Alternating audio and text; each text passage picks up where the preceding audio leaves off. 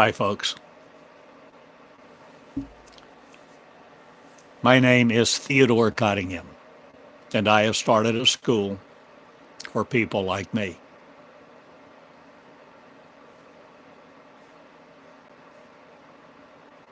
I wanted to see, I wanted to know.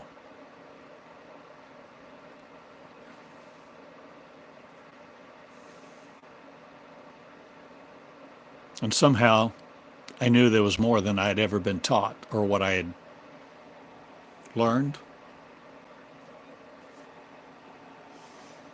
I grew up in Christianity.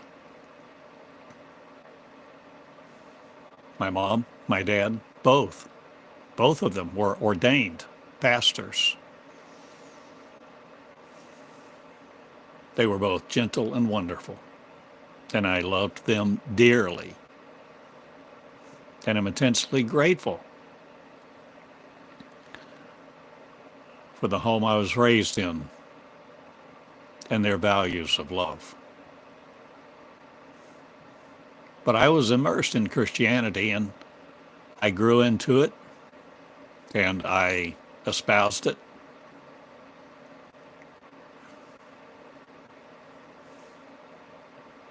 Until I got into college. And in college, I partied and did what I wanted to. And yet, every single night before I went to bed, I would get down on my knees and raise my hands. And 7 times I would say, Jesus, I love you. And I would crawl into bed, drunk or not.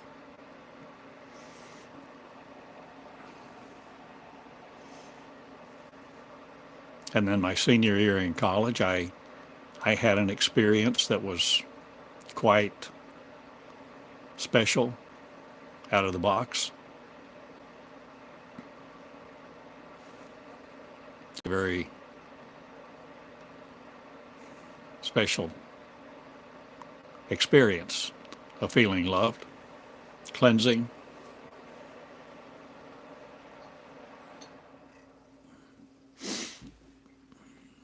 And I called that my getting saved experience. Gosh, that was 1974. I'm an old guy.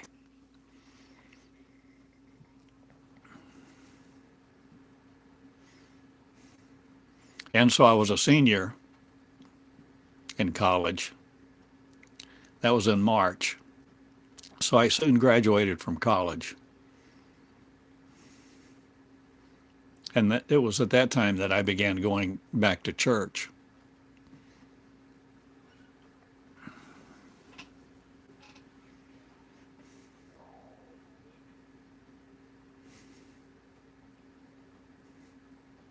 Vietnam War was winding down. A lot of returning service people. I graduated from college, but I couldn't find a job. I wanted to be a pilot. I really wanted to go to pilot school, but the war was winding down, so there was no room for me. I didn't get in. And so I lived a year in Charleston, South Carolina, with my parents. Lived at home, worked with them, helped them, loved them. They loved me. But all during that year, I began to know my life was about to change. It was that something growing in me. My life was about to change.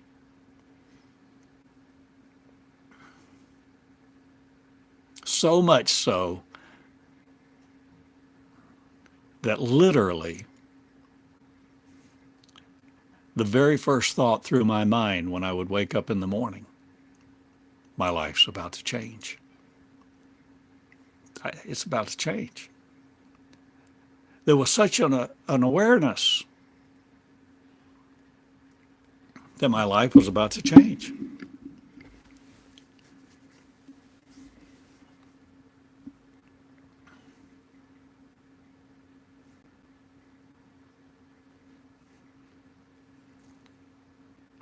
I thought about going to graduate school. I thought about getting my MBA degree. But, those were just thoughts. They weren't real intentions of my heart that I began to take action on. And then one day,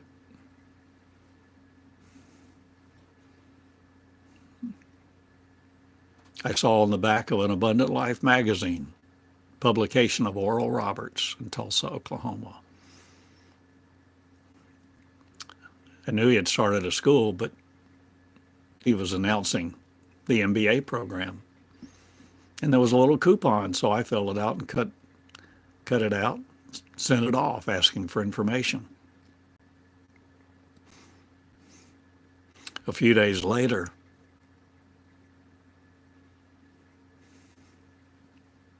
I got a phone call.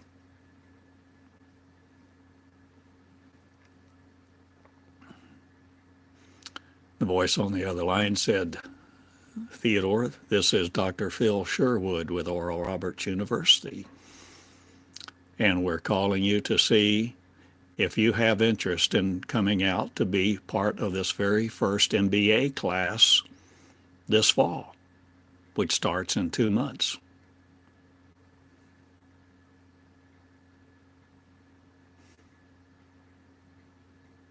I was holding that phone and I began to cry.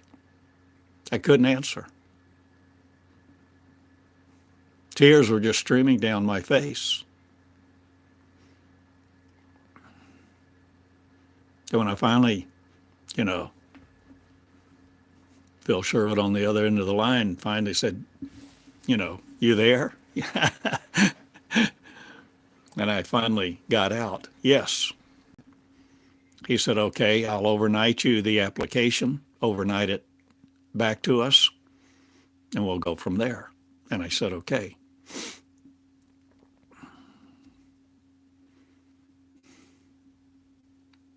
So I put down the phone, pondered a moment, walked back into the kitchen where my mom and dad were. And I said,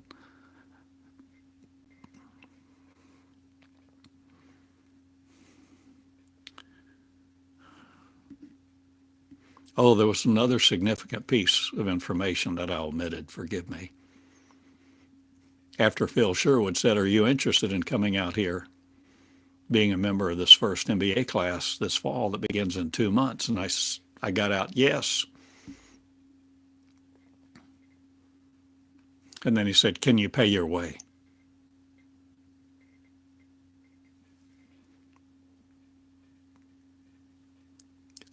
I didn't know how to respond because I didn't know.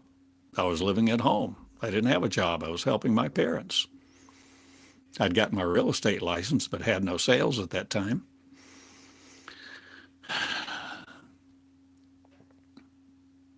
So I walked into the kitchen. I laid the phone down. I said, "Hold on a minute." And I walked into the kitchen, looked at my mom and dad. I said, "That's Oral Roberts University on the phone asking me if I want to be a part of the first MBA class that starts in 2 months."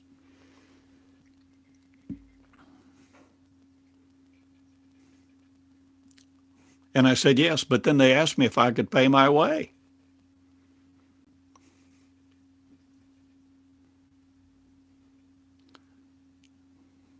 My mom looked at me the way only my mom could look. She said, "You go back and tell them, yes, God will make a way." So I walked back in, picked up the phone, said, "Yes." That's when he said, I'll overnight you the application and you can overnight it back."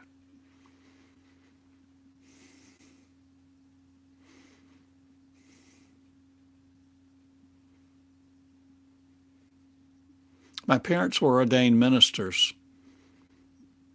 My mom always held it in her heart, in her mind,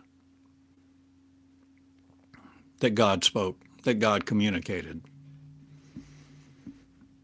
with people. that God was not mute, that God is not silent, even this day. And I'm so thankful for that. I'm thankful for my mom. And my dad. My dad was a gentle man, loving man. And much I could say about my dad and my mom.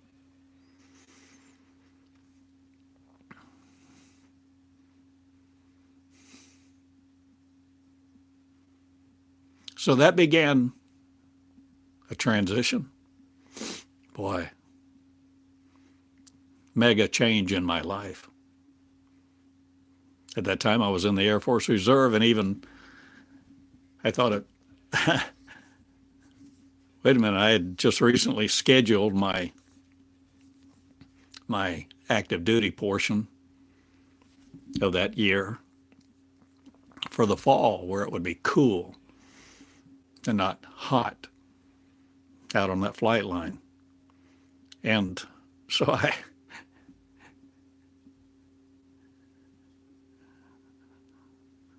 went to the office at the Air Force Base and the Air Force Reserve there in Charleston, and talked to the acting commanding officer, who happened to have previously been my grandmother's paperboy. And we had met before. And I told him I wanted to go get my MBA. And he said, okay, when you want to do your active duty? I said, well, I need to do it in the next 2 months. He said, just tell me when you want to start. And I did. So I did my 2 weeks. And then I had the problem, if I was going to be in Tulsa, Oklahoma, there was no Air Force base. I didn't know how to deal with the monthly weekends that I had to serve in the Air Force. But they arranged it for me. I had favor.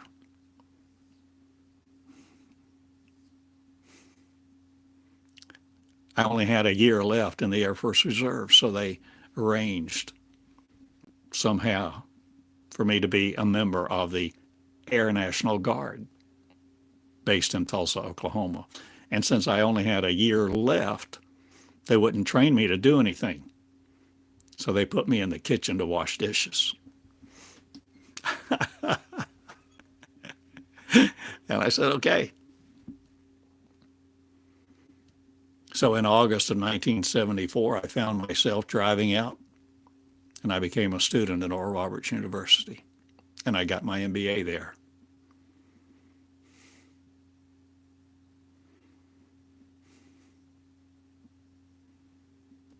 I'm talking about the College of Meonics. But this is the background of how the College of Meonics came about.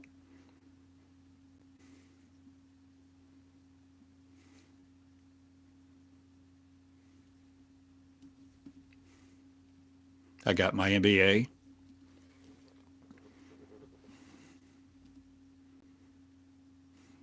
I asked them for a job. They hired me. I worked for them 3 years.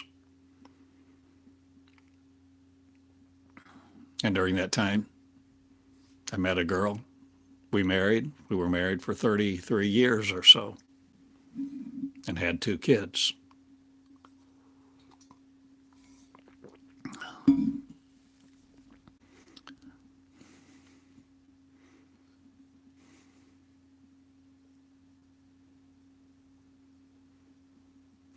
I worked for Oral Roberts University for 3 years, and then I opened up my own little accounting business.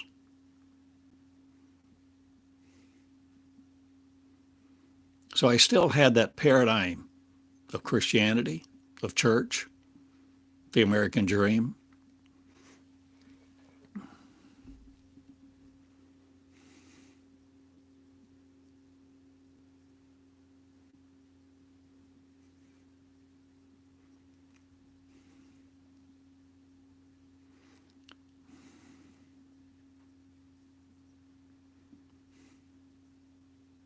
So we bought a house, began to go to church. I wound up teaching Sunday school, beginning a share group that met every other Friday night, a dinner fellowship. But all during that time, I knew there was more. And increasingly, I wanted to know the more. I began to read more, study more. I became more curious. I became less satisfied with the status quo and the messages that were coming every Sunday. I knew there was more. I knew what I had been taught from my mom and dad, and my mom believing the voice of God.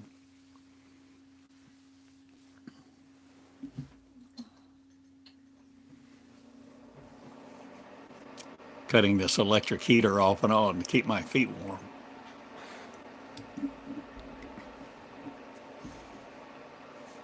But I finally became increasingly desperate to know God. I wanted to know God. I'd read about Enoch, Elijah, Elisha. I studied. I was diligent. I was diligent. I was after something. I was tenacious. And I've created a school for those who are willing to be tenacious. Maybe you're desperate like I was. I wanted to know. I was tormented. I was oppressed by religion, by ignorance.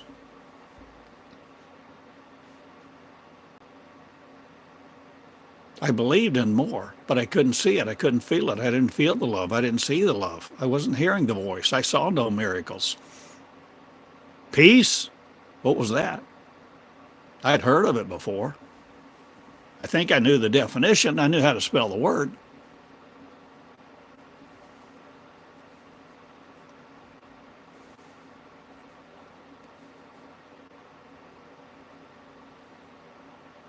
So I wanted to know Jesus. I knew it's not enough to know about him. And whatever that little salvation prayer, the millions of times it seemed like that I prayed that and all that I was doing, that didn't cut it. That didn't satisfy. And I was not a cow at a new gate. I was immersed. I knew the Christian faith. I knew that Paul was talked about and preached at least 10 to 1 over what Jesus was, if not 100 to 1. Seriously.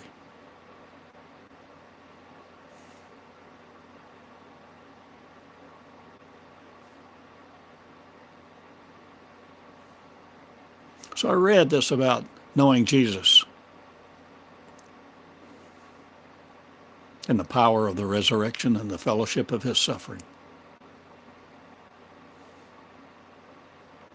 And that was my quest.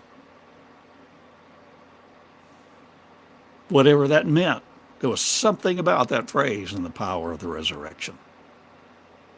The power of the resurrection. Power, resurrection. Ascendancy, power, not limited to flesh, doing miracles, whatever. But I just wanted to know. I was tenacious, and I became increasingly desperate. I became increasingly willing to do what it takes. And I well remember one time I heard Catherine Kuhlman speak when I was a student at ORU. Catherine Kuhlman came. And she preached what I call a one-point sermon. One point. All she did was talk about one question. Very simply, she said, will you pay the price? Will you pay the cost? She would talk about the Holy Spirit. It's costly. It costs you everything. I remembered that. I thought about that.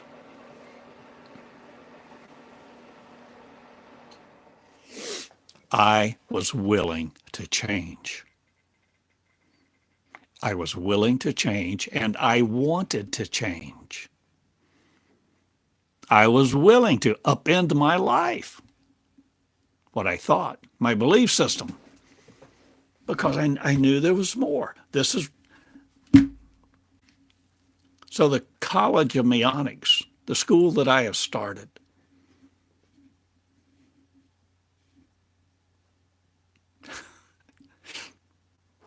is for people like me. If you're content, you're complacent, if you're happy in your religion, your faith, your denomination, your spiritual practices, happy to study your Bible, be powerless, hope Jesus will come redeem you, set up his kingdom, you can do that. But this is not the school for you. Then I'm not your leader. I'm leader. I'm leading. I'm a leader because I become a leader. I have learned to lead through what I have channeled, through what I have experienced. And I am not interested in leading people who only want to see if there's anything to this. Tire kickers. I don't know.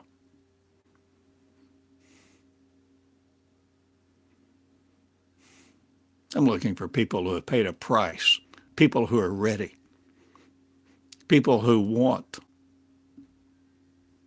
to know the power of the resurrection, to know Jesus and the power of the resurrection. And oh my gosh, the fellowship of his sufferings more than once. I thought, I don't want to suffer. I certainly don't want to suffer if I don't have to, but you see, there's a tenacity involved in becoming the Christ, becoming no longer fooled by religion. There's a cost. There's a cost to lay down your flesh. There's a cost to change your belief system. Everything you're invested in, everything you believed for 50 years or whatever. You think you're giving up so much. You don't want to be wrong. I didn't want to be wrong, but I was willing to be wrong. In fact, that became a non-issue for me. I never said it like this, but maybe I wanted to be wrong because I knew there was more. There was more than I had ever been told. There was more than all these preachers knew and were always telling me. All the books. I read many books. I was diligent. I knew how to read. I studied. I had a library.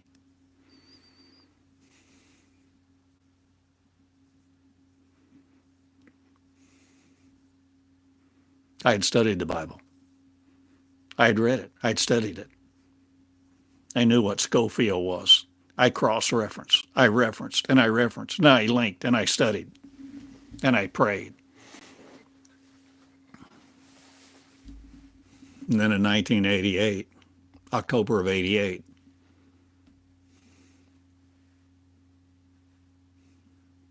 an evangelist came to the church that I was attending there in Tulsa. Anyway, I heard him tell another man, they were just talking together, but I overheard them. And that evangelist told that guy, if you'll pray an hour a day for a year, God will change your life. And for whatever reason, I decided I'm going to do that. I'm going to find out. I'm going to find out. So I began to go to what we call early morning prayer, 6:30 to 7:30 a.m. in a little chapel near my house every day. And that's, I guess, when my prayer life began to have life. I think up to that time, in many ways, I didn't know how to pray, but for an hour. But I was desperate. So I prayed as I knew how, but it wasn't long before I thought, I don't know, you know. But I got to where I would go in. I would kneel down behind the last pew, lay my head on the top of the pew, and I would just begin to pour out my life, pour out my heart.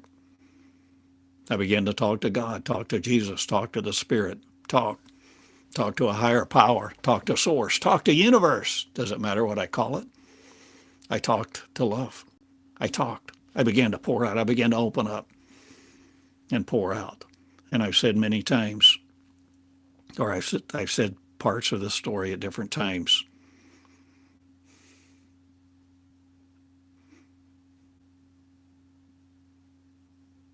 It wasn't soon before at some point during that time of prayer,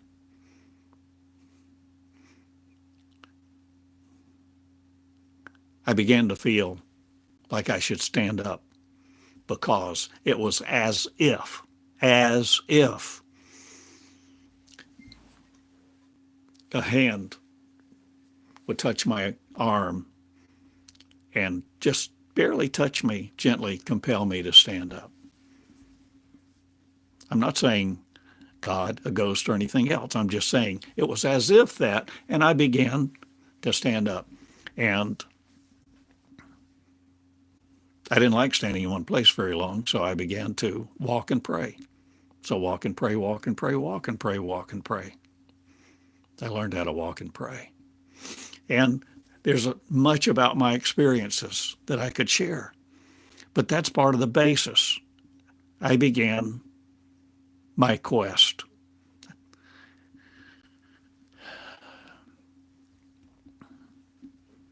So an hour a day became customary for me every weekday. But then in 2003, something extraordinary happened. I was at early morning prayer. I'd gone to McBurney Chapel, the Methodist church, downtown Tulsa, big cathedral. And in that little chapel, one morning I felt like God spoke to me and said, "Will you give me your mornings?"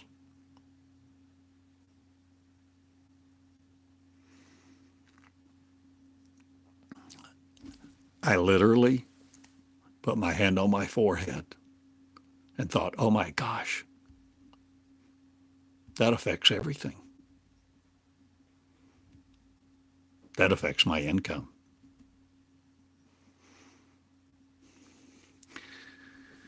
And believe it or not, at that time, I was afraid to answer.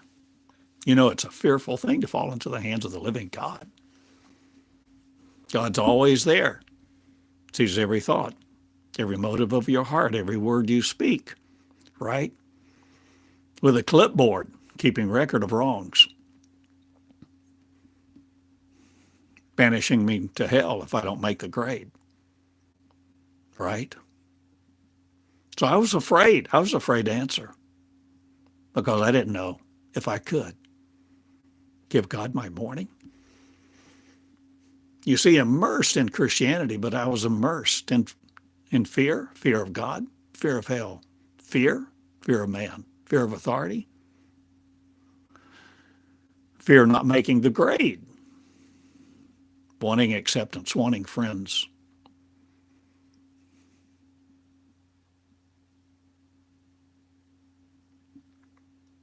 So I decided not to answer.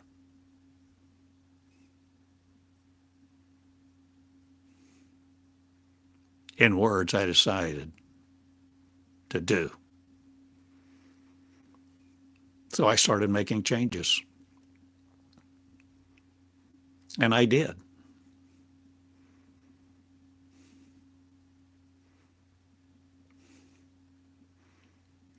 But see, then there's so many questions. right? I had direction. But look at all the questions I faced. Give God my mornings? What does that mean? Does that mean every other day? Does that mean 5 days a week? 7 days a week? Morning, is that 9 to 12? 8 to 12? What does that mean? Over and over as I would quest and I would seek. I began to realize increasingly it was my choice. I chose how to answer the question. The leader, the guide. God, the force, the source. Made a request. And my leadership was not being tested. My leadership was being developed. Leaders lead with questions a lot of times.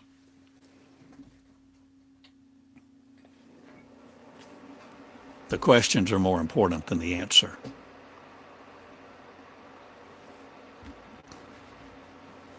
Most of the time, we seek the answer to the wrong question. Having the right question is all important.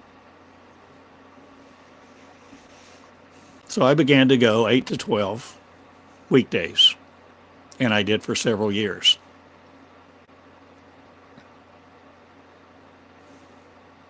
And a few months into that, in 2003, in March of 2003,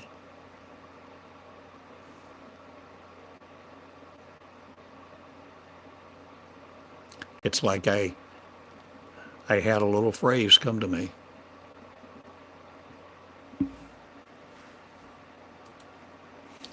So this phrase came to me, and I recognized, I don't know, I thought, I'll pick up my pen. So I picked up my pen and I began to write.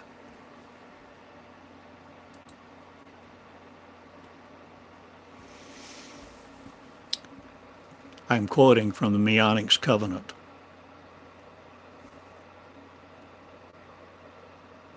Meonics covenant is 2,404 lessons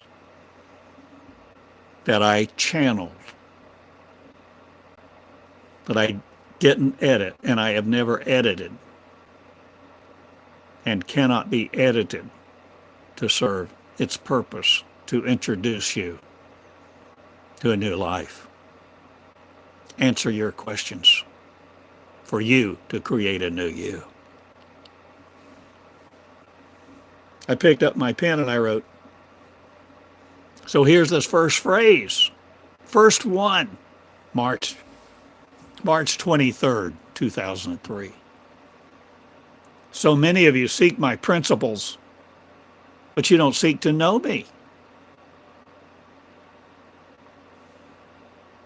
So many of you seek my principles, but don't seek to know me.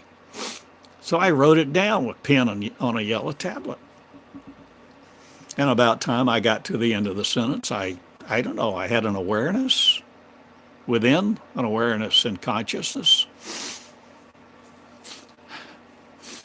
of the next sentence. And I wrote,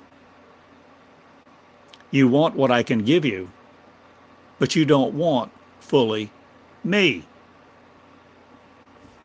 But this is the day I'm calling you to me, to me. Can't you hear me? Can't you see me? Can't you see what is happening? Can't you see how the world is changing? Can you recognize me? I'm riding away.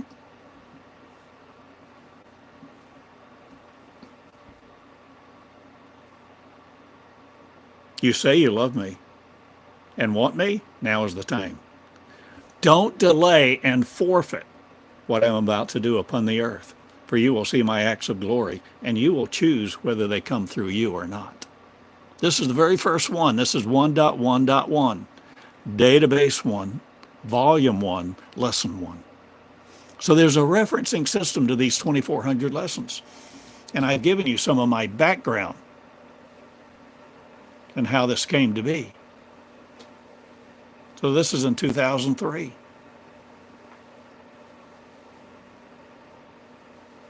McBurney Chapel, First Methodist Church in Tulsa, Oklahoma.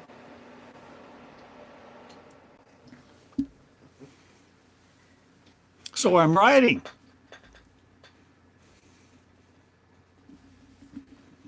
I have my table spread and the call has gone forth. You have heard the call. What will you do with it? What will you do with me and my call to you and my call upon your life? Will you convey me? Will you convey me through you? Will you convey me to others around you, to whoever, and all that you do? That you let me flow through you? This is lesson 1.1.1 in the Meonics covenant, the body of material that forms database 1. There are now many more databases because this is 21 years ago. This is the first one. And this, database 1, is the foundation for this school, the College of Meonics. I'm sharing with you for you to see this. Does not limit you to the past, does not limit you to the voice of a stranger, to the voice of a pastor, preacher, religion, denomination. The voice. Remember, Jesus said the kingdom, look not to the right or the left, look not to your church, look not to teachers, preachers, authorities. The kingdom of heaven is within you. It's within you. It's within you. But how do you get it out? Or are you supposed to enter in? Do you enter in a holy place within you, the temple not made with hands? I've answered and addressed these things so many times. I'm reading you some more of this very first one, because it's foundational to what I'm doing, what I am, who you are, why you're in this school. Are you in this school? Are you drawn to this school? If you're in this school, you're tenacious.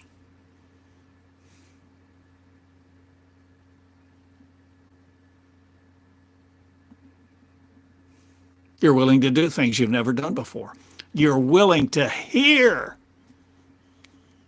more than a voice outside of you that instructs, directs, or controls you. You're willing to commune with love that is unconditional. Verse 5, I am the same. I am the same yesterday, today, and forever.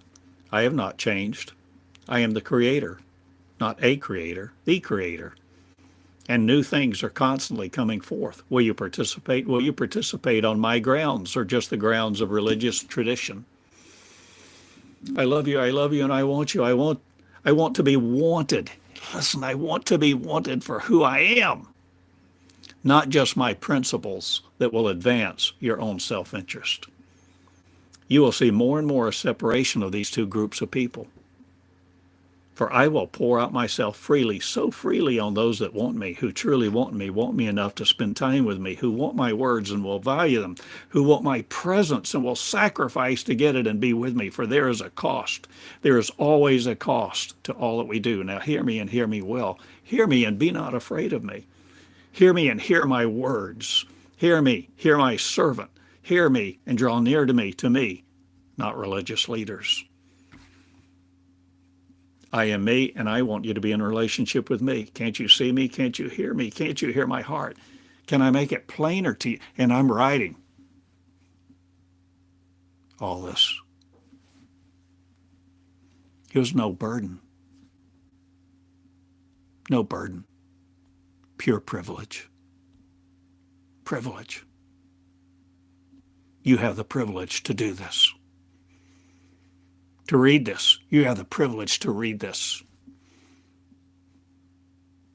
And you have the opportunity to write the same way that I wrote this. The way that love comes and communes for you to pick up your pen and learn a system of education that transcends line by line, precept by precept.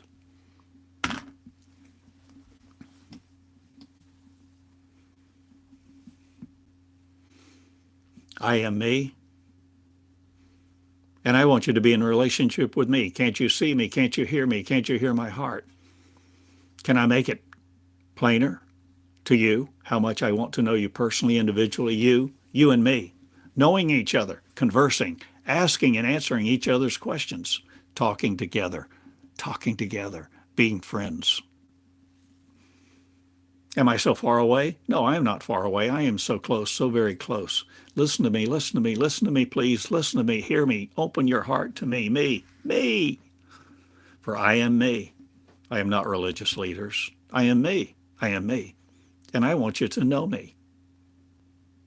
I want you to know you. Like I've never known you before. I want to know you. That's why I had you born. I've said it before, and I'll say it again many times. Come now, come now. Be not dismayed at the world situation and events. For I am me. I am in control. I am God. I am that I am. I am the creator. I am me. Come unto me. Come, please, for I have so much more, so much more, so much more for you and those who will come. Come to me. Sit at my feet. Hear my voice. Feel my presence. Last verse, impart. Impartation, that's what I want. I want to give you of myself. I give me to those who want me, those who want me enough to spend time with me. This is not your rocket science. This is me plain, me to you. Will you?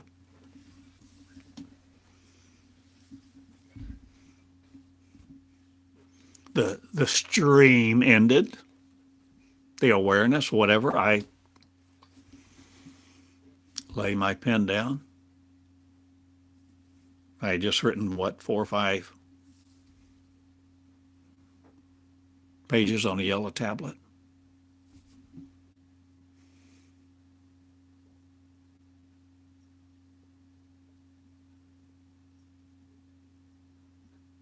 I ponder. Pondering is not prayer to an angry God who is vengeful, wrathful, keeping track of your every wrong, your every sin, your every impure thought.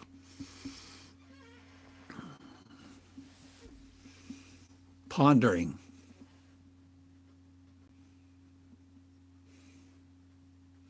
is tender, loving.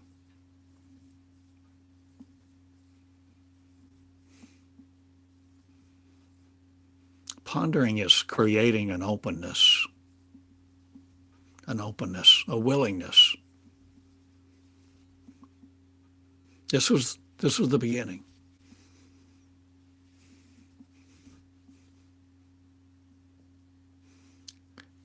And I began to write almost daily like that.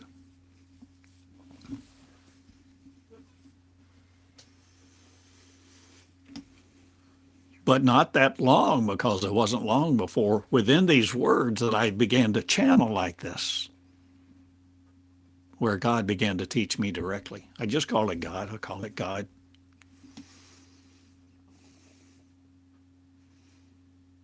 All of a sudden within these words,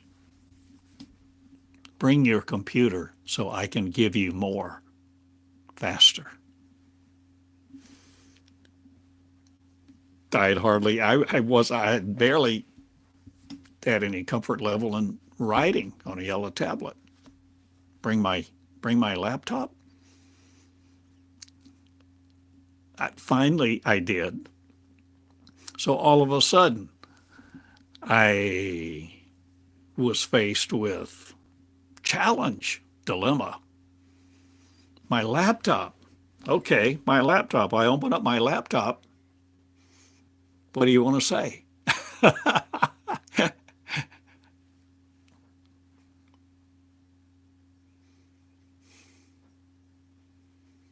But eventually there was something there, you see.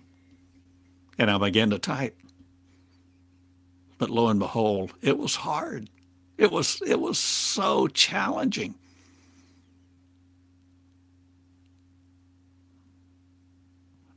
For whatever reason, I thought I should close my eyes to block out all the distraction, right? Doggone it, I had my hands on the wrong keys.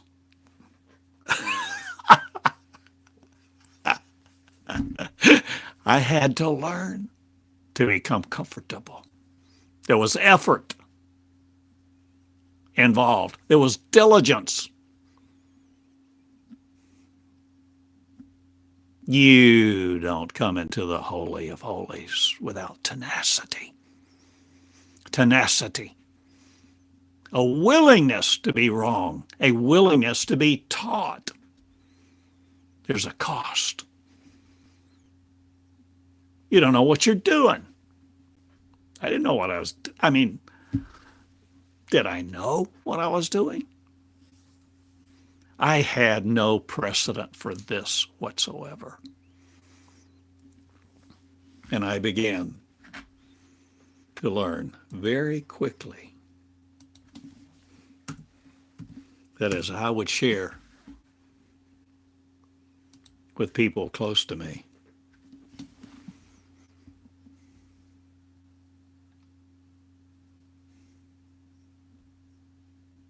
they weren't interested. They didn't care either. You what? You write the first person words of God. God talks to you directly. Okay. Well, let's go to lunch.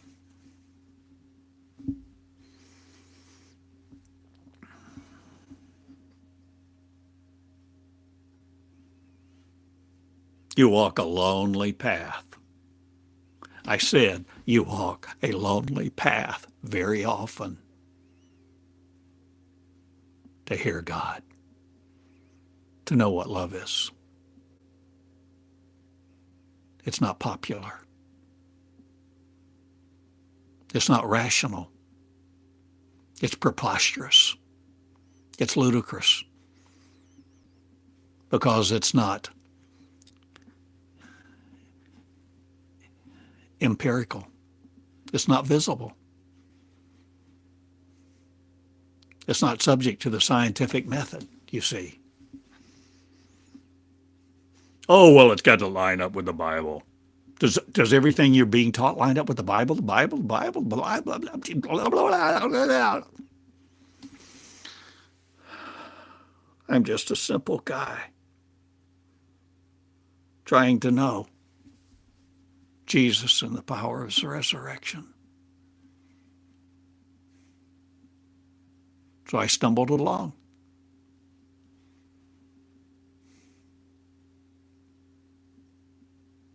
And that's my story of a beginning of this college. And I began to write and suffer. And I hope you don't suffer.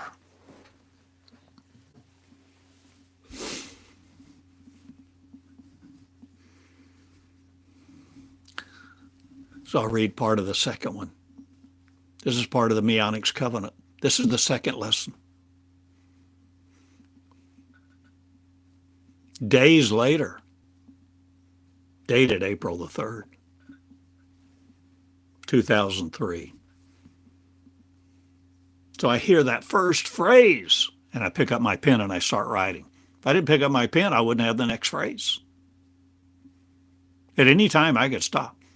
And if any time I stopped to really question, does that line up with the Bible? What do I think of this? What's going on? No, it stopped.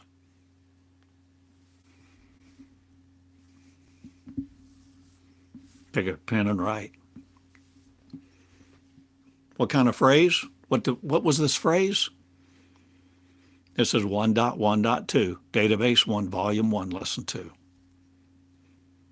My house shall be called a house of prayer. Have I not said that in my word? Is it not clear? My word is so plain to those that will read, listen, and obey. It's so plain to those who really want to know me. My house, my house. It's my house. That's where so many stumble, thinking it's their house, and they run it according to their values. They talk about me and discuss my words and ways, but then reject who I am and what I've already told them I want to do and be in their lives, the blind leading the blind. Oh, for someone to speak out for my ways and what I've already said. Afraid, afraid, afraid they are. The fear of man is so great. The fear of failure is so great. When will they realize I've established my ways, my word, my precepts, and that I want to know them? I want to know them. This is being said to you, not just me. This is being said to you, my friend. I want to know you. I want to know them. More than just my words and precepts, I want them to know me. And how else will they know me unless they spend time with me? Who will teach them to spend time with me? Unless it's those who represent me. I woo. W-O-O. I woo. I woo. I woo all the time, asking, requesting, patiently waiting for those who will come and sit at my feet. A house of prayer, a house of prayer, a house of prayer for all nations, not just your nation, not just your party, your preferences, but for all. Speak out, Ted. Speak out, Ted. I've talked to you about prayer many times. Speak out for prayer to those who will listen to you. You need to know me. You need to know me more, and they need to know me more. Many will fall away because they have no root system. They really don't know me except through other people. Except through other people. That hurts. I hurt. I want to know them and want them to know me and who I am and how I operate. Tell them, and keep on telling them. Bring your computer. Bring your computer more and do what I've already told you. Listen to me and put it out there on the internet. Put it out there every day for those to read and see and be encouraged in me. Do what I've told you and don't be ashamed or afraid. Move and keep on moving. This is the time. Pray. Keep coming to me like this and praising me. Teach people to praise me. Teach people to listen to me. Teach people to come to me with no agenda but to honor me. And those who honor me in secret, I will honor in public. Tell them, and keep on telling them. You thought about how you want to establish prayer groups and early morning prayer groups wherever you go. Do it, Ted. Do it and teach others to do it. If they don't spend time with me, they don't know me.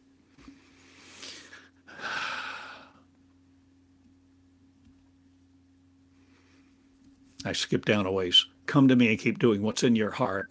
Keep coming to me and do what's in your heart more. You're on the right track. Listen to me. Write my words and share them.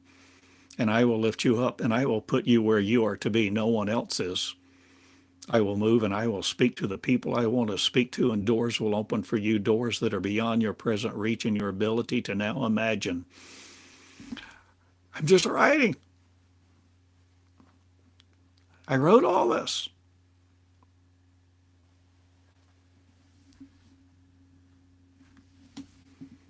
This is the basis for you to do this too. This is what this school is about.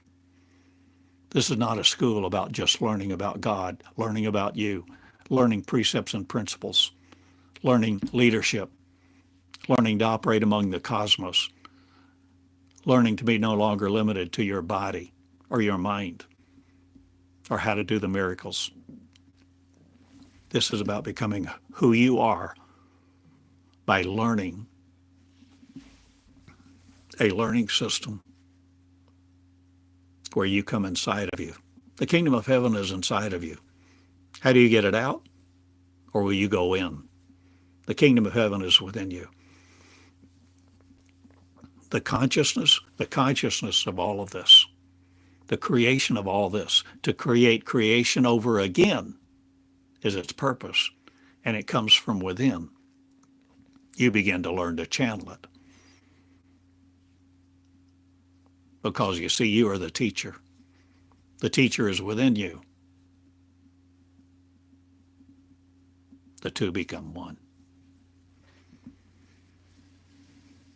You allow, you're willing. You're no longer limited to the precepts of the visual, the visible empirical.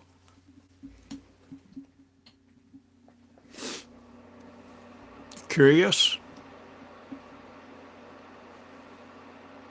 tenacious. And this is who I'm looking for in my school. Whether you have considered yourself desperate like I did or not. And boy, I did. I was desperate.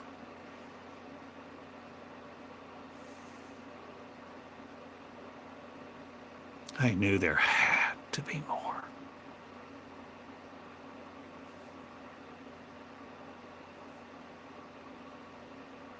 All that malarkey about say a little sinner's prayer and be a new creation. Sign the membership card here. Come to church, study your Bible, go to Sunday school. Didn't create a new creation. Set up false expectations.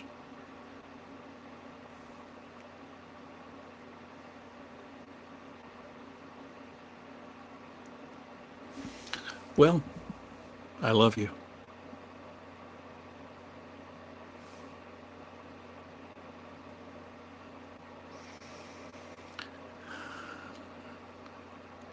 In these 21 years at different times, I've spoken about starting a school because just like in that verse that said, bring your laptop.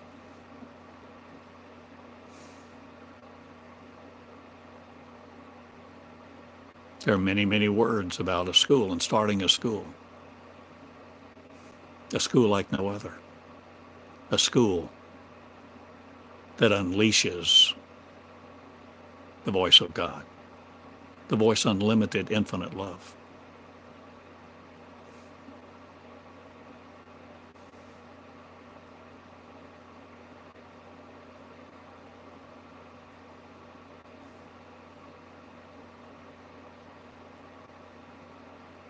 In those who are humble enough to learn.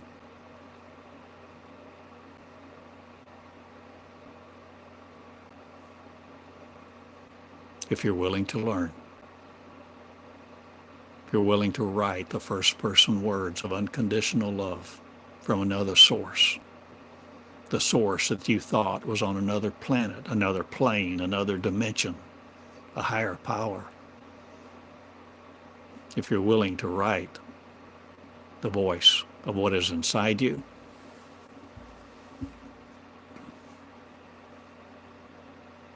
to woo it and let it woo you, to come kiss your mind, to touch your awareness. I love you.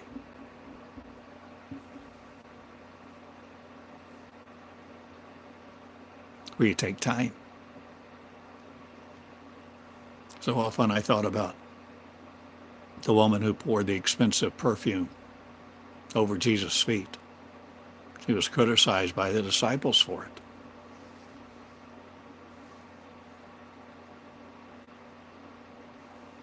Jesus said, no, don't criticize her. The expensive perfume? I'll tell you what that perfume consisted of for me and probably for you. Time. The oil, the expensive perfume, to pour it over Jesus' feet is time. Where you're no longer sitting at the feet of Jesus, the icon, but you begin to come to see there's more to the story. And if you don't limit the story will reveal to you the kingdom and all of its glory, all of its power, all of its light, all of its love. And you will find another way to learn through this process. And this is what the College of Meonics is, what it's about, and how it operates. And that's why we don't have tests per se, like an accredited institution. I don't seek accreditation by some accrediting agency. Nobody else is going to tell us what to teach, because we teach from inside of you with the values of unconditional love and the values that I espouse, that I teach every day.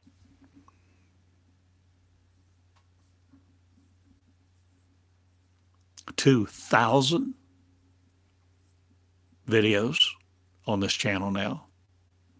You can watch any of them. You can watch all of them. Have I asked for a dime?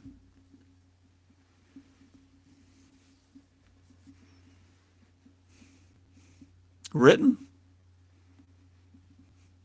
TheodoreCottingham.com. You can go to those posts and find many channeled lessons. Some are transcripts of my teaching videos, and many of them are things that I just sat in the coffee shop and channeled and jotted off a post. And the school is beginning in a new way.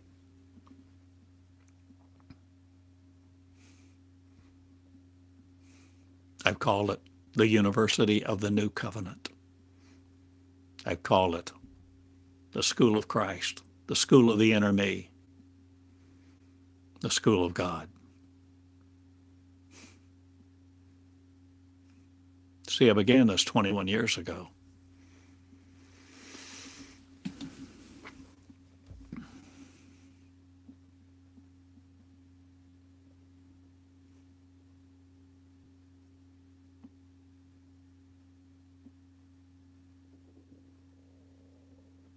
There came a time in 2017, just a few years ago,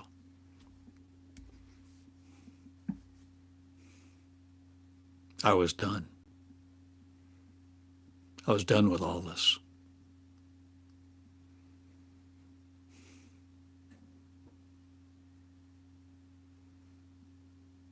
Try, cry, cry.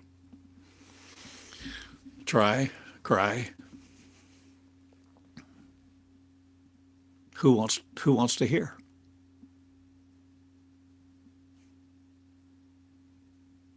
So many just want to believe.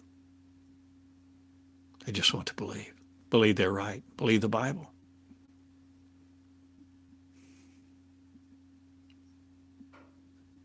Believe they're appointed to die.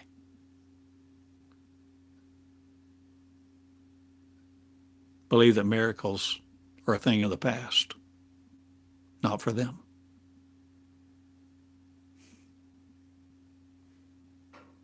They don't believe. John 14:12. They castrate it. They emasculate it by their interpretation. They don't value John 3:8.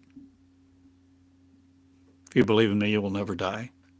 They toss that out with a whole bunch of things, watering it down, diluting it, making it of no value, no power. That's why they preach Paul. Talk about the church, authority of the church. Women, are you listening? You came from a man, a rib. Damn. There's a whole lot in there that's not of love. So if you're insistent on knowing God by insisting the inerrancy of your Bible, I feel sorry for you. I'm sorry you feel that way, but you choose. And I will not try to change you or persuade you in any by any means, shape, fashion, or form. I am love looking for leaders. Leaders who are willing to be leaders, who know somehow within you there's a seed that says there's more. A seed of Daniel. A seed of not being afraid of the lion's den or the fiery furnace. A seed of something. The seed, the stump of Jesse, the seed.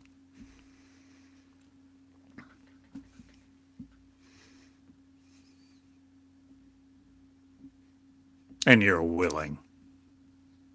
You're willing. Willing what? Willing to know. Willing to spend the time. Willing to conquer your fear. The fear of man. The fear of your husband. The fear of never being enough. Never being enough. Never having enough money.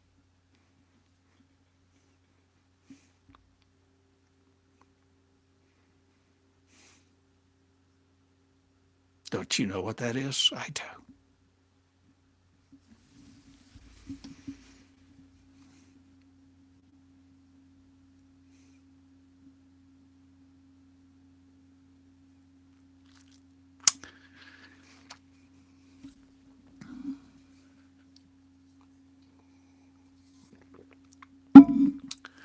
I love you, and I ask you to love each other. I ask you to love you. I ask you to commune. I ask you to learn to woo, to romance, to court, to romance. Bring God a rose. I told that story the other day. Cook God a cookie. Have communion with the voice, the invisible, the intangible,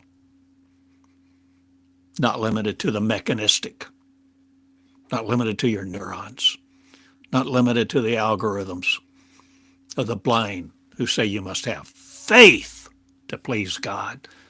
No, this is not about having faith or controlled or being subject to a belief system. This is what you do with your time. And what you're willing to do with your time. Will you give God your mornings? Will you give love your mornings? Mornings! That'll change your income. Will it be 8 to 12? 9 to 11? 5 days a week? 7 days a week? I don't know. You make all those choices, not me. I don't put my choices on you. I can tell you about my experience and my story and my path. And I can walk you through the Meonics path like this the best I can. But baby, sir, ma'am, it is up to you. It is not up to me. I am not your teacher. You are. And when you begin to face that fact, you begin to take another tack, another look. You begin to look through different classes. You begin to get more curious. I'm not responsible for you. And you're not responsible for each other. You're only responsible for you. And you choose. You're deciding how to answer those questions. Will you pour the oil, the expensive oil, the most precious oil of time over Jesus' feet or yours?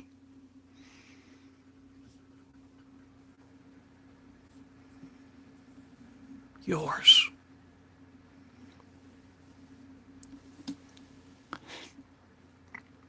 Will you anoint you?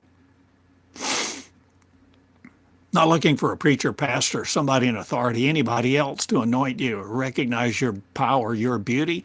Will you? I started buying olive oil and anointing me. There was a season I did every day. I knelt down and I anoint me to be me. And if I didn't have any oil, I'd dip my finger in coffee or Coke I'd break a chocolate chip cookie or a saltine, whatever I had, and say, this is my body. Broken.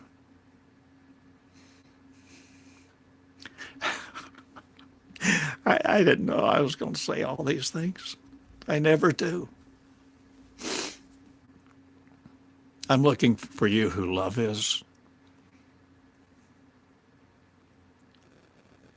You who are not just trying to repair the breach. You're not just trying to repair the paradigm of the past, but create. Where you decide you are motivated, not by greed, not by fear. You've laid that aside. You're no longer in the war of good and evil. You're no longer wondering if you're worthy.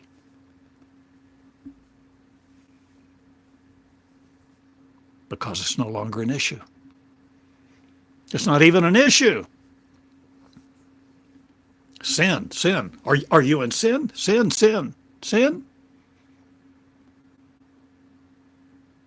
That's no longer an issue. Nobody's keeping track of your sin. Nobody else can define what sin is to you. Sin? The only sin I know anything about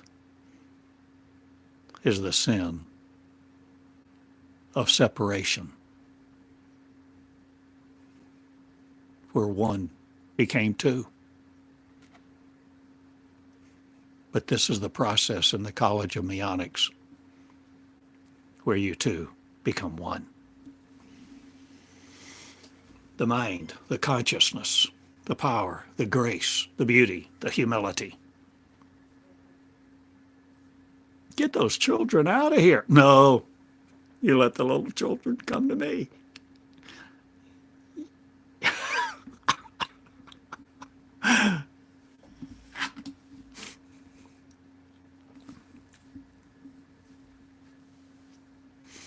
The formality of religion has cast a long shadow. But I am light. I am the light. You are the light of the world, if you will be it. If you will be it. You birth your leadership. You create your confidence in the holy place.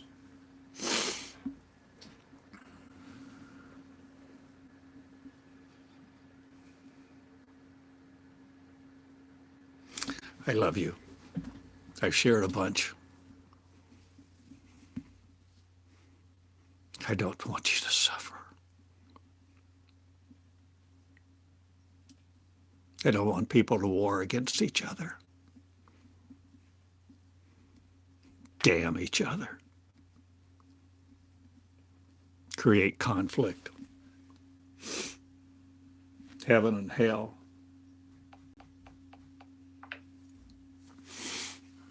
I created this picture this morning. Regardless of what it looks like to you.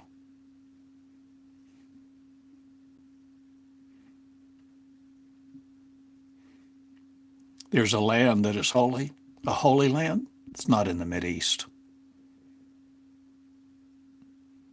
It's inside of you. You create the door to it. The door is inside of you, the kingdom of heaven. There is a reality and existence not built on protons, neutrons, and electrons. And if you want to understand meology, you'll begin to understand meons, another particle. Or is it a wave? Or is it always in superposition?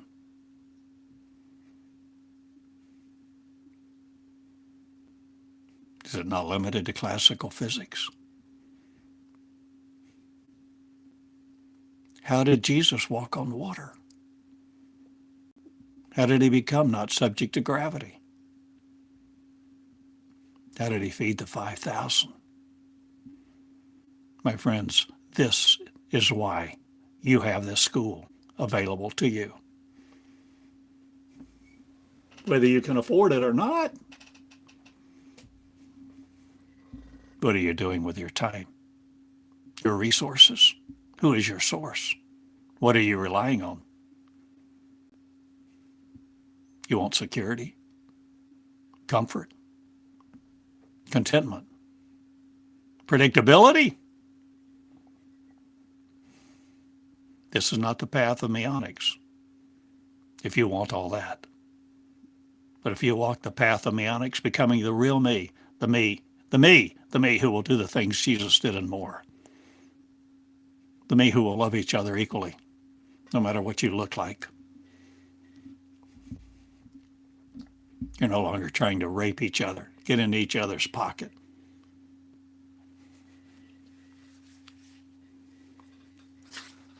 Create the light that's you.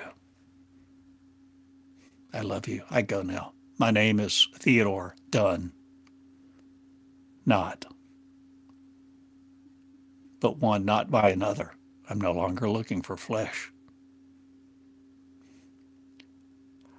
I'm looking for the intangible me that hears me in you.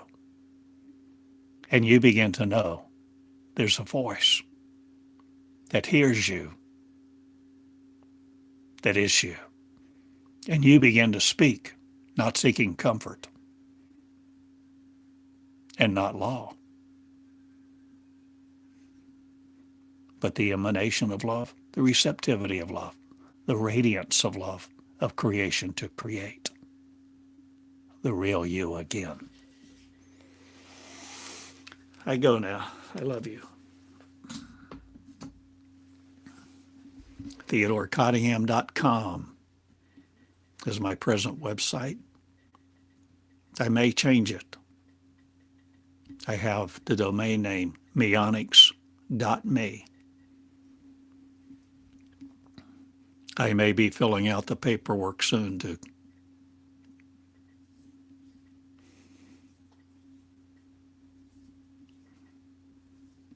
have it recognized as a tax-exempt 501c3. I resisted that. But there has to be revenue in this present world. Pay the light bill.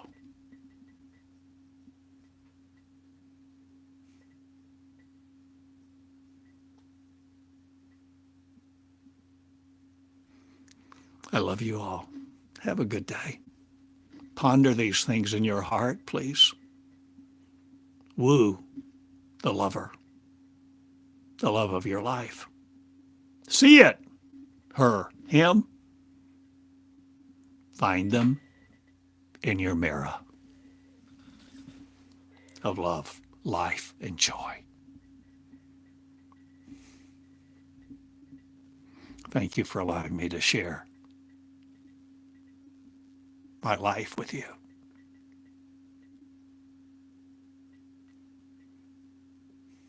See you later. Theodore Eureka at gmail.com. TheodoreCottingham.com. Good day. I love you. I love you. Be afraid of no one. Love joy. And let love prevail. You're it. Thanks.